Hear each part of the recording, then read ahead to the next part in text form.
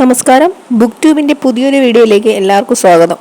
അപ്പോൾ എല്ലാ റിസൾട്ടുകളും വന്നു കഴിഞ്ഞു. നമുക്കിനി വരാനുള്ളത് +1 +2 റിസൾട്ടാണ്. അപ്പോൾ +2 കുട്ടികളുടെ റിസൾട്ട് ഇനി മറ്റന്നാൾ എത്തുകയാണ്. അവരുടെ എനിക്കറിയാം എന്തായാലും SSLC കഴിഞ്ഞ് കഴിഞ്ഞാൽ ഏറ്റവും കൂടുതൽ ടെൻഷൻ അനുഭവിക്കുന്ന ഒരു വിഭാഗക്കാർ +2കാർ തന്നെയാണ്. പ്രത്യേകിച്ച് സയൻസ് ഗ്രൂപ്പുകാർക്ക് വളരെയധികം ടെൻഷൻ കൂടുതൽ ഉണ്ടാവുമെന്നും എനിക്കറിയാം. അപ്പോൾ എന്ത് തന്നെയായാലും +2ൻ്റെ റിസൾട്ടിന് വിരാമം ഇട്ടുകൊണ്ട് മറ്റന്നാൾ റിസൾട്ട് വരും. 21-ാം തീയതി നിങ്ങളുടെ റിസൾട്ട് എത്തുകയാണ്. അപ്പോൾ റിസൾട്ട് എങ്ങനെയുണ്ട്, ഏകദേശം എങ്ങനെയായിരിക്കും നമ്മുടെ വിജയ ശതമാനം എന്നൊക്കെ ഒരു ആവറേജ് കണക്കാക്കിയിട്ട് പറയുന്നതാണ്.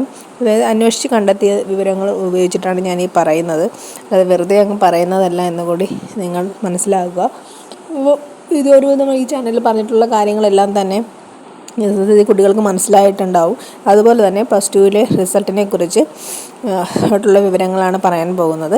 +2ൽ വിജയ ശതമാനം കൂടുമോ കുറയുമോ എന്നുള്ളതാണ് എല്ലാവർക്കും ഉള്ളൊരു സംശയം. ഓഫ് കോഴ്സ് ഞാൻ പറയുന്നു, ഇത്തവണ വിജയ ശതമാനം കുറവ് തന്നെയായിരിക്കും.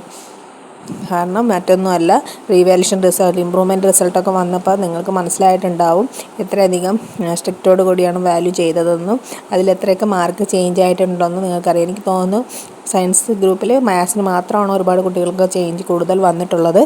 മറ്റ് സബ്ജക്റ്റുകൾക്കൊക്കെ അധികം മാർക്കുകൾ ചേഞ്ച് വന്നിട്ടുണ്ടാവില്ല. ചിലർക്ക് ചേഞ്ച് വരാതെ ഇരുന്നിട്ടുണ്ട്. അതുകൊണ്ട് തന്നെ കുട്ടികൾ മനസ്സിലാക്കേണ്ട ഒരു കാര്യമുണ്ട്, നമ്മൾ SSLC പോലെയല്ല, +2 ഡബിൾ വാല്യുവേഷനാണ്. അത് കഴിഞ്ഞിട്ടാണ് മാർക്ക് നിങ്ങളുടെ കൈകളിൽ എത്തുന്നത്.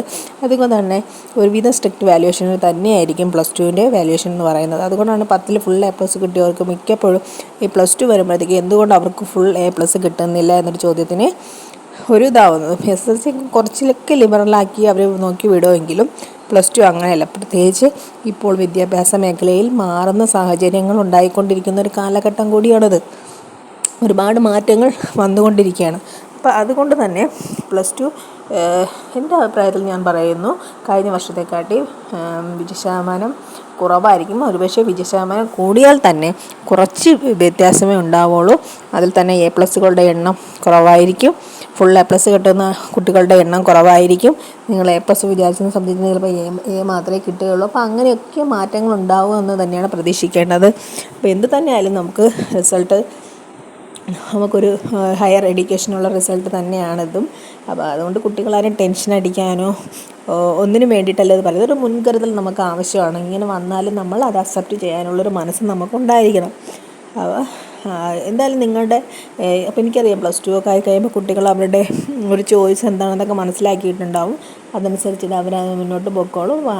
കുട്ടികൾക്ക് ആകുമ്പോൾ കുറച്ചുകൂടിയൊക്കെ വലുതായി അറിവുള്ള കുട്ടികളാണ്. അതുകൊണ്ട് തന്നെ എൻട്രൻസിന് പ്രിപ്പയർ ചെയ്യുന്നവർ അവർക്ക് കോൺഫിഡൻസോടെ എപ്പോഴേ പ്രിപ്പയർ ചെയ്യുന്നുണ്ടാവും. മറ്റു രീതിയിലേക്ക് തിരിഞ്ഞു പോകുന്നവർ അതിലോട്ട് തിരിഞ്ഞു പോയിട്ടുണ്ടാകും. അപ്പോൾ അതുകൊണ്ടൊന്നും നിങ്ങൾ വിഷമിക്കുകയൊന്നും വേണ്ട. നിങ്ങൾക്കൊരു സർട്ടിഫിക്കറ്റിന് റിസൾട്ട് ഉണ്ടാവും. എന്തായാലും നിങ്ങൾ എഴുതിയതിനായിട്ടൊരു റിസൾട്ട് ഉണ്ടാവും. അപ്പോൾ മറ്റന്നാളുടെ റിസൾട്ട് കാണിച്ചിരിക്കുന്ന എല്ലാ മക്കൾക്കും ഒരിക്കൽ കൂടി ആശംസകൾ അറിയിക്കുന്നു. നന്ദി, നമസ്കാരം.